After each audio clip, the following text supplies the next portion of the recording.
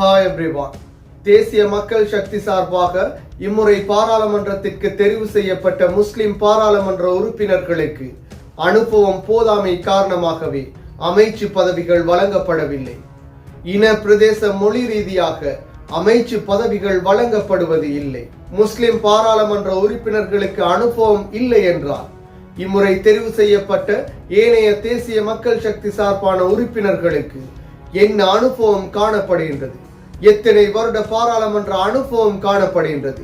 எத்தனை வருட அமைச்சு பிரதி அமைச்சு அனுபவங்கள் காணப்படுகின்றது? இம்முறை தெரிவு செய்யப்பட்டவர்களில் 90% புதிய முகங்களே. இது தொடர்பாக பார்ப்பதற்கு முன்னர் தனியொரு யூடியூப் சேனலை சப்ஸ்கிரைப் செய்யாதவர்கள் சப்ஸ்கிரைப் செய்து உங்கள் ஆதரவை வழங்குங்கள்.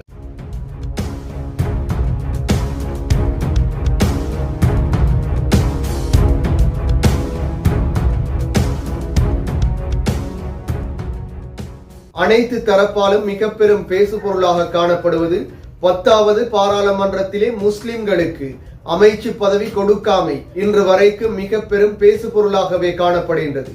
முஸ்லிம்களில் ஒருவருக்காவது அமைச்சு பதவிகள் கொடுத்திருக்கலாம் என்பது அனைவரின் ஆதங்கமாகவும் காணப்படுகின்றது. இவ்வாறான பல கேள்விகளுக்கு மத்தியில் நேற்று அக்குர்ணை பிரதேசத்திற்கு அமைச்சர் விஜித்த ஹேரத், அதே போன்று மத்திய மாகாணத்திலிருந்து தெரிவு செய்யப்பட்ட முஸ்லிம் பாராளுமன்ற உறுப்பினர்கள் இருவரான ரியாஸ் ஃபாரூக், பஸ்மின் போன்றவர்களுடன் அக்குர்ணை பிரதேசத்திற்கு அமைச்சர் விஜித்த ஹேரத் வருகை தந்திருந்தார். அதிலே மிக முக்கியமாக அக்குர்ணை மக்களுடன் கலந்துரையாடல் ஒன்று ஹஸ்னா பள்ளியிலே நடாத்தப்பட்டது. ஹஸ்னா பள்ளியில் நடாத்தப்பட்ட கலந்துரையாடலில் பொதுமக்களின் கேள்விகளும் விஜித்த ஹேரத் அமைச்சரிடம் கேட்கப்பட்டது.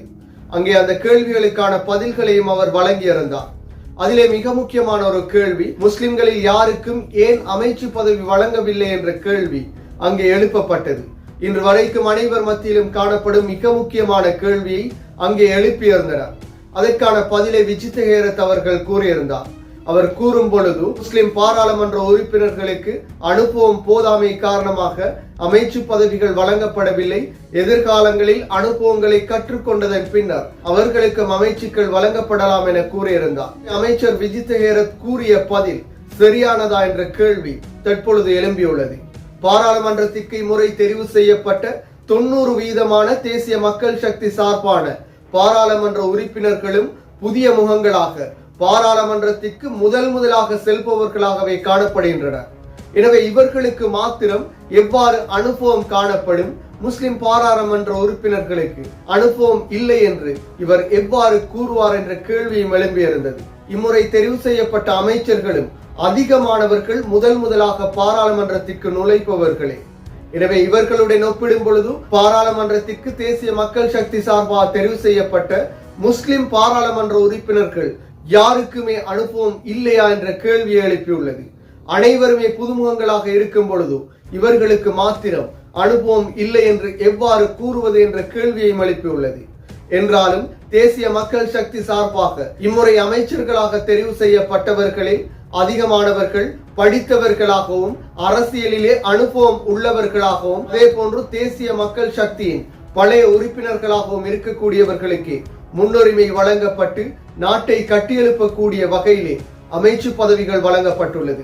முஸ்லிம் பாராளுமன்ற உறுப்பினர்களை பொறுத்த மட்டில் இருவருக்கு மாத்திரமே அதிக அனுபவம் கொண்டவர்களாக இருக்கின்றனர்.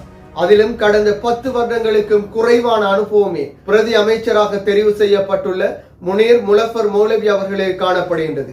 அதே போன்று துணை சபாநாயகராக தெரிவு செய்யப்பட்ட டாக்டர் ரிஸ்வி சாலிக்கும் குறைந்த அளவு அனுபவங்களே காணப்படுகின்றது. தேசிய மக்கள் சக்தி சார்பாகவும் அரசியல் சார்பாகவும் 5 வருடங்கள் அளவிலே அரசியல் அனுபவம் காணப்படுகின்றது. இங்கே பார்க்கப்படுவது பாராளுமன்ற அனுபவங்கள் கிடையாது, அரசியல் அனுபவங்களே பார்க்கப்படுகின்றது. அவ்வாறு அரசியல் அனுபவம், அரசியலிலே ஈடுபட்டவர்கள், அரசு தொடர்பான விவரங்களை தெரிந்தவர்களுக்கே முன்னுரிமை வழங்கப்பட்டு படித்த சமூகத்திற்கு அமைச்சு பதவிகள் வழங்கப்பட்டுள்ளது. இவ்வாறு அமைச்சு பதவிகள் வழங்கப்படுவதன் ஊடாகவே நாடு எட்ட வேண்டிய இலக்குகளை இலகுவான முறையில் எட்ட முடியும். அதே போன்று கடந்த ஆட்சி காலங்களிலே தகுதி இல்லாதவர்களுக்கு வழங்கியதை போன்று அமைச்சு பதவிகள் வழங்கினால் அது பாதிப்புகளை ஏற்படுத்தும் என்ற வகையிலே இந்த பதவிகள் வழங்கப்பட்டுள்ளது. என்றாலும் முஸ்லிம் பாராளுமன்ற உறுப்பினர்களில் தேசிய மக்கள் சக்தி சார்பாகவும் அரசியல் சார்பாகவும் இருவருக்கு மாத்திரமே அதிக அனுபவம் கொண்டவர்களாக, அதிலும் அதிகபட்சமாக 10 வருடங்கள் அனுபவம் கொண்டவர்களாக காணப்படுகின்றனர். எனவே இவர்களின் அனுபவங்களே இவர்களை எதிர்காலத்தில் உயரிய பதவிகளுக்கும் அமைச்சு பதவிகளுக்கும் உயர்த்தும். எனவே இங்கே இனம், மதம், மொழி, பிரதேசம் கடந்து பதவிகள் வழங்கப்பட்டுள்ளது. ஏனைய அனைவரும் கட்சி சார்பாகவும் அரசியல் சார்பாகவும் அதிக அனுபவம் கொண்டவர்களாகவே காணப்படுகின்றனர். அதன் அடிப்படையிலும் தேசிய மக்கள் சக்தியுடன் அதிக காலம் இயங்கியவர்கள் என்ற அடிப்படையிலுமே இவர்களுக்கான பதவிகள் வழங்கப்பட்டுள்ளது. எனவே தேசிய மக்கள் சக்தி இனவாதத்தை பேசுவார்களாக இருந்தால் மேல் மாகாணத்திற்கு முஸ்லிம் ஒருவரை ஆளுநராக நியமிக்க வேண்டிய தேவை கிடையாது. அதே போன்று பிரதமரின் ஒருங்கிணைப்பாளராக ஒரு முஸ்லிம் இணைக்கப்பட வேண்டிய தேவை கிடையாது. அதே போன்று துணை சபாநாயகராக முஸ்லிம் ஒருவர் நியமிக்கப்பட வேண்டிய தேவை கிடையாது. அதே போன்று இன்னும் பல திணைக்களங்களுக்கும் அதே போன்று இன்னும் பல பதவிகளுக்கு முஸ்லிம்கள் நியமிக்கப்பட்டுள்ளனர். எனவே இவ்வாறான நிலையில் இனம் கடந்த இந்த பதவிகள் வழங்கப்பட்டுள்ளது.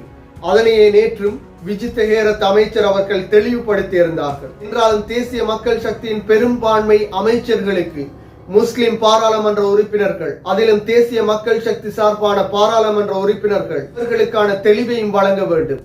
ஏனென்றால் விஜித்த ஹேரத் அவர்கள் குறிப்பிடும் பொழுது எதிர்கட்சி முஸ்லிம் பாராளுமன்ற உறுப்பினர்கள் குறிப்பிடுவதன் காரணத்தினாலே முஸ்லிம்கள் இந்த அமைச்சு பதவிகளுக்காக போட்டியிடுவதாகவும் அவர்களுடைய பதிலின் சாயல் காணப்பட்டது. எனவே அவர்களுக்கு இது தொடர்பான தெளிவை வழங்க வேண்டும். முஸ்லிம்கள் தமக்கான உரிமையாகவே சமூகத்தின் குரலாக செயற்பட முடியும் என்பதற்காகவே கேட்கின்றோம் என்பதை தெளிவுபடுத்த வேண்டும். என்றாலும் அனுரகுமார திசாநாயக்க தனது முதலாவது உரையில் கூறியதை போன்று எந்த சமூகத்திற்கும் எந்த பாதிப்புகளும் இன்றி இந்த ஆட்சி அமைக்கப்படுமாக இருந்தால் யார் அமைச்சராக இருந்தும், யார் பிரதி அமைச்சராக இருந்தும், யார் ஆளும் தரப்பாக இருந்தும் எந்த பிரச்சனைகளும் கிடையாது. அனைத்து சமூகமும் அனைத்து மக்களும் ஒற்றுமையாக ஒன்றாக வாழ்ந்து இந்த நாட்டை கட்டி எழுப்பினாலே போதும். இந்த அரசாங்கம் அமைத்து அமைச்சுக்கள் அமைத்து ஒரு சில நாட்களே கடக்கின்றது. எனவே எதிர்காலத்தில் என்னென்ன மாற்றங்கள் ஏற்படுகின்றது, எந்த சமூகத்திற்கும் பக்க சார்பு இன்றி இந்த ஆட்சிகள் அமைகின்றதா என்பதை பொறுத்திருந்து பார்ப்போம். மீண்டும் ஒரு வீடியோ பதிவில் சந்திக்கும் வரை தனியொரு யூடியூப் சேனலை சப்ஸ்கிரைப் செய்யாதவர்கள் சப்ஸ்கிரைப் செய்து உங்கள் ஆதரவை வழங்குங்கள்.